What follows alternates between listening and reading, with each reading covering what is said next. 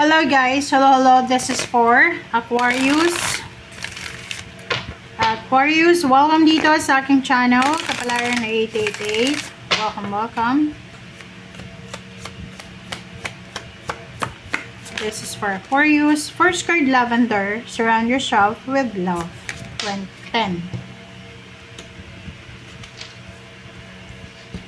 Our next is confidence. OMG. Meron ditong Aquarius na parang alone ka. Alone ka pero hindi ka naman lonely. Like, for example, marami kang family events, family gatherings na na-miss. Or marami kang mga family occasion na hindi mo nadadaluhan. It's because you're busy sa work, busy ka sa buhay pamilya mo, wala kang pera na pang gastos, or wala kang perang pamasahe, parang ganon. So, nakikita ko siya dito na paminsan-minsan, kailangan mo daw na lumabas sa comfort zone mo. Okay? Masyado ka nang nag-e-enjoy sa pag-iisa mo. Okay? Parang, ang sinasabi ng bara sa'yo, enjoy ka na sa pagiging alone. Okay? Nagets nyo ba guys? Kasi may ibang ganun na masaya na sila sa comfort zone nila. Yung iba ayaw ng mag-asawa. Yung iba ayaw nang lumabas ng bahay nila, literal na bahay. Or yung iba naman is talagang masaya na sa pagiging single.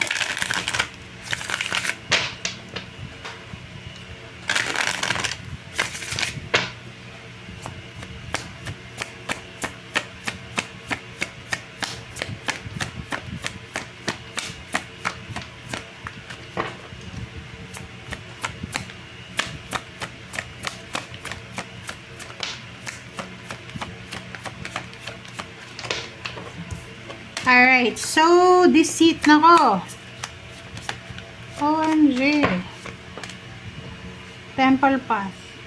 Nako, Libra, Aquarius, sorry para to sa Aquarius, ba't ko sasabi yung Libra? So maybe there's a Libra here. Maybe you're dealing with Libra.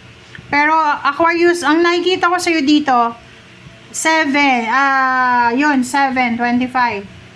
Love life. Bantayan mo yung karelasyon mo ha. Pero kahit naman bantayan mo yan kung talagang hindi yan faithful.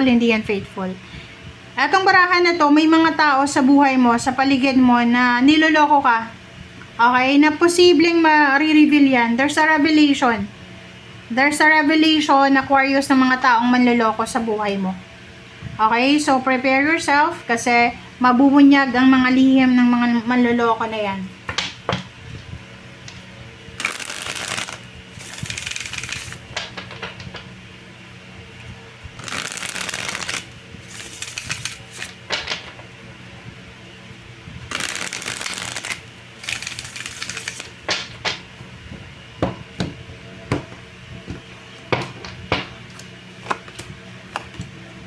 Okay, Justice and the King of Swords. So, nakikita natin dito, talagang may karma na darating sa'yo. This is good karma kasi mabubunyag yung mga taong nanloloko sa'yo, niloloko ka sa pera, sa damdamin mo, or sa kung ano pa man. So, in fact, blessing to sa'yo Kasi kung patuloy ka lang nalolokohin tapos walang revelation, diba? Parang hindi maganda yun 'di ba? Mag-asawa, mag-boyfriend, girlfriend, sa negosyo, parang ganun. Kung niloloko ka tapos walang revelation, hindi mabunyag yan. Ibig sabihin, walang divine intervention, 'di ba? So, eto sa'yo, sinasabi, there's a karma coming, karmic blessing, karmic justice. There's a direction, contract signing, kung ano pa man yan. Pwedeng pupunta ng ibang bansa. Maybe you are processing your documents, paperworks. You're processing your passport, visa, citizenship. 'Di ba?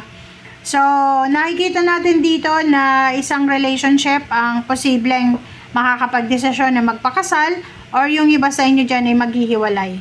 So, Yung hiwalayan na mangyayari, hindi siya malungkot kasi yun nga, revelation na may yung relationship matatapos, it's because of cheating. And because of cheating na yan, makakaalis ka sa relationship na, alam mo na, relationship na toxic. Okay, Eight of Pentacles. Okay. So, nakikita natin dito sa trabaho naman to. Trabaho, mag-iingat ka. Okay? Kung napapagod ka, pwede kang magpahinga, pero hindi ka dapat nag-resign ha, mag-resign. Wag kang magre-resign. Okay, Aquarius, naririnig mo ako, wag kang magre-resign. May mga temptation dyan eh. Like for example, kung may problema ka sa love life, pwedeng apektado yung trabaho mo. So, pwedeng sasabihan ka ng ibang kaibigan mo, uy, mag-resign ka na lang, magpahinga ka. No, magpahinga ka kung pagod ka. Kung may emotional problems ka, wag mong idama yung trabaho mo. Kasi yun na nga lang yung blessings mo, trabaho. Kasi hindi ka swerte sa love life. Bakit ka magre-resign if ever na ganyan yung situation mo? 'Di ba? Kung gusto mong bumili ng sasakyan, bumili ka, mag-travel ka, mag-relocate ka. Sinasabi ng baraha sa'yo dito na okay, may mga disturbances or may mga nangyaring hindi maganda sa buhay mo. Pero sinasabi ng The Emperor na yan na makaka-recover ka din, lalo sa salapi. Kung salapi yan at love life, halimbawa, niloko ka, ninakawan, halimbawa magkarelasyon to, boyfriend, live-in partner, boyfriend, girlfriend, ninakawan ka kasi alam niya yung password mo sa bank account, okay lang yan kasi sabi ng baraha sa'yo, makaka-recover ka din. Pera lang yung nawala sa'yo. At the same time, na-reveal yung tao na yun na manloloko siya. Na-reveal yung tao na yun na pinagkakainteresan lang yung pera mo. So, dito sa barahang to, okay lang daw yan. Just let go, move on. Mahirap sabihin, pero yun yung sabi ng baraha sa'yo. And makaka-recover ka din maybe 4 months from now or maybe 7 months from now. Makakatanggap ka ng job offer, ng love life offer, or marami pang offer na pwedeng makatulong sa'yo para makamove on. Okay? So, there's a good news about family. There's a good news na may mga kapamilya ka na makakatulong sa'yo sa kung ano man yan na pinagdadaanan mo. Kasi ito, you will receive some messages, like mga messages na pwedeng mag-comfort sa'yo. You will receive also ng tulong, financial help or emotional help. And there's a good news about wedding proposal, engagement, newborn baby, pregnancy, or kung ano pa man yan na blessings. Thank you guys. Bye!